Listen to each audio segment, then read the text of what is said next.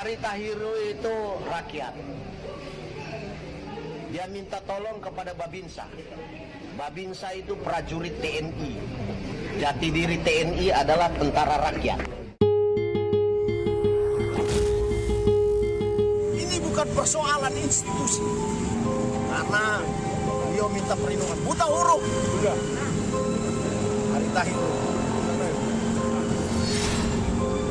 Tentara rakyat itu peduli terhadap lingkungannya, atasi masalahnya. Jangan dirampas tanahnya. Saya sebagai tentara abdi negara wajib mempertahankan hak rakyat itu. Karena itu bagian dari pertahanan.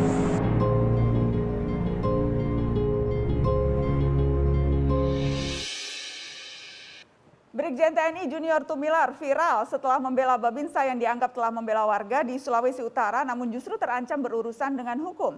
Aksinya yang diklaim membela rakyat kecil ini menarik perhatian publik dan karenanya sudah hadir di Mata Najwa, saya mengundang Brigjen TNI Junior Tumilar. Selamat malam Pak Junior. Selamat malam. Terima kasih sudah bersedia hadir malam ini Pak. Sama-sama, terima kasih. Pak Junior, jadi sebetulnya poin utama keberatan Anda itu apa? Karena Babinsa anak buah Anda dipanggil polisi atau lebih dari itu? Lebih dari itu. Lebih dari itu maksudnya bukan saja kita tentang pertahanan, ya. Babinsa itu bagian dari sistem pertahanan. Jadi jangan diganggu itu Babinsa. Sama-sama kita abdi negara. Ingat, ketika abdi negara, negara itu terdiri dari pemerintahan, peraturan, wilayah, dan tentunya rakyat. Di situ ada pemerintahan yang mengurus masalah pertahanan. Bukan cuma itu. Lebih dari itu rakyatnya kita urus. Rakyatnya itu adalah bagian dari suatu negara. Ketika tadi Anda bilang Babinsa diganggu dalam konteks apa? Ketika dipanggil oleh polisi, menurut Anda Babinsa itu sudah diganggu ketika mau diperiksa polisi? Ingat, di dalam negara itu ada namanya AGHT, ancaman, gangguan, hambatan, dan tantangan. Dari terminologi itu ada istilah gangguan, saya katakan gangguan. Ketika sistem dari pertahanan negara itu, diantaranya Babinsa, kalau dipanggil oleh Polri, itu suatu gangguan. Bisa bayangkan kalau misalnya ya, seluruh Indonesia itu Babinsa dipanggil oleh Polri, itu mengalami suatu ini. Nanti lama-lama Kodam ini dibubarkan. Sampai sejauh itu Anda melihat, jadi apapun alasannya Babinsa tidak boleh dipanggil oleh polisi?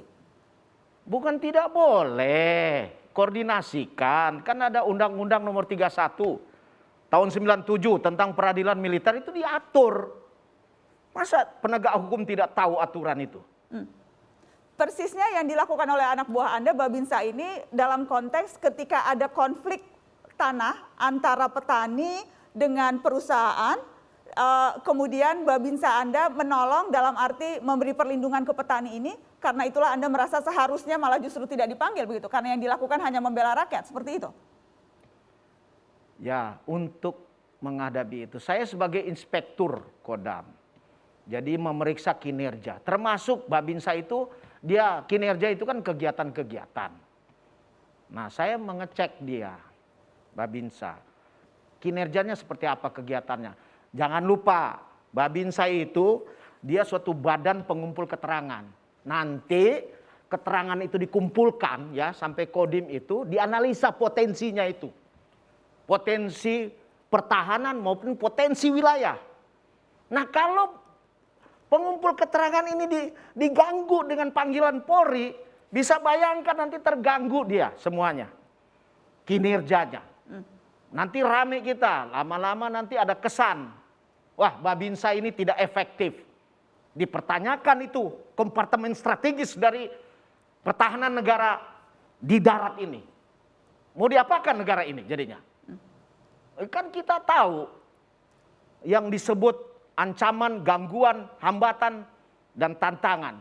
Kalau sudah diganggu kita harus antisipasi, jangan terganggu lagi. Bahkan tantangan itu kita atasi. Oke, jadi karena itulah kenapa kemudian Anda membuat surat terbuka, Anda menulis surat, Anda tujukan ke ke Kapolri, Anda bercerita, kenapa sampai harus mengirim surat terbuka? Karena saya sudah sampaikan di Polda Sulut. Kapolda Sulut itu kawan saya. Saya sudah ingatkan. Secara hukum ada pengacaranya, saya bilang jelaskan saja itu permasalahannya. Saya tidak mau mencampuri. Tetapi saya ingatkan. Kalau sudah berulang-ulang saya ingatkan, Anda jangan panggil dong Babinsa. Nah, Pak Beni Mamoto selaku Ketua Harian Kompolnas mengatakan tidak sesuai fakta. Cek, faktanya ada dipanggil Babinsa itu. Terus, faktanya ada suatu lahan yang punya putusan Mahkamah Agung. Kemudian ada rakyat yang punya register. Kalau di sini katakan letter C atau tanah girik. Itu sudah terdaftar di desa. Babinsa itu temennya kepala desa, lurah. Punya register. Ingat, pajak itu mulai dari kepala desa, lurah. Sehingga dia paling tahu. Sehingga jangan di Babinsa ini diingatkan ini loh. Nah, ketika itu terganggu, saya ingatkan Babinsa. Pak Babinsa, karena dia telepon, izin Irdam bagaimana? Kau laksanakan sesuai tugasmu, di wilayahmu, itu di desamu, di kelurahanmu, koordinasi, beritahu. Nah, itu pun saya sampaikan kepada kawan kita itu, yang namanya Kapolda Sulut, Polres. Tapi karena nggak bisa diindahkan, mereka tidak indahkan, ya sudah. Yang jelas tulis surat itu. Anda tulis surat dan buntut dari surat terbuka itu Anda akhirnya diperiksa oleh Pusat Polisi Militer Angkatan Darat, Puspomat. Jadi Anda ke Jakarta salah satunya karena diperiksa di Puspomat. Betul itu ya Pak Junior? Diperiksa itu untuk mengklarifikasi. Mereka bekerja dengan profesional, beretika, sopan. Ya, mereka melaksanakan tugas. Saya jawab apa yang mereka tanyakan. Dan laksanakan, selesai. Tidak ada masalah. Jadi Anda tidak diberi sanksi atau tidak ada konsekuensi dari surat terbuka yang kemudian viral itu? Untuk sanksi, tentara itu biasa menghadapi sanksi. Biasa bertanggung jawab. Kalau tidak bertanggung jawab, tidak menerima resiko, bukan tentara itu. Saya seorang brigadir jenderal. Memangnya kenapa resiko itu? Harus berani kita. Mental kejuangan itu harus dilakukan. Saya bertanggung jawab terhadap tulisan saya itu. Mau apa lagi kita? Hidup ini untuk apa? Oh, kita siap kok mati untuk ini, perjuangan ini. Tentara rakyat begitu. Jadi motivasi utama Anda apa Pak Junior? Ketika Anda menulis surat, ketika Anda bersuara terbuka begitu. Soal dan mengatakan bahwa yang dilakukan oleh Babinsa itu membela rakyat, itu motivasi utama Anda apa? Mengingatkan bahwa kita ini harus menunggal dengan rakyat. Jangan sampai pisah dengan rakyat. Negara ini berdiri karena kita menunggal dengan rakyat.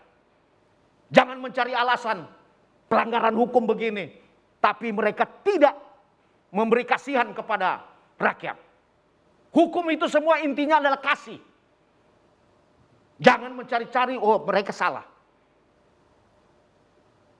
Hakim saja menjustifikasi itu berdasarkan kekeluargaan. Kasih itu. Jangan lupa itu. Oke. Bahwa kemudian mungkin saja ini berpotensi membuat suasana tidak enak dengan institusi yang lain seperti kepolisian. Kita akan bahas soal hal itu, seberapa jauh kemudian insiden ini bisa berpotensi merusak hubungan, dan bagaimana kita melihat relasi antara TNI dengan lembaga negara yang lain seperti kepolisian. Setelah pariwara kita akan bahas, tetap di sini.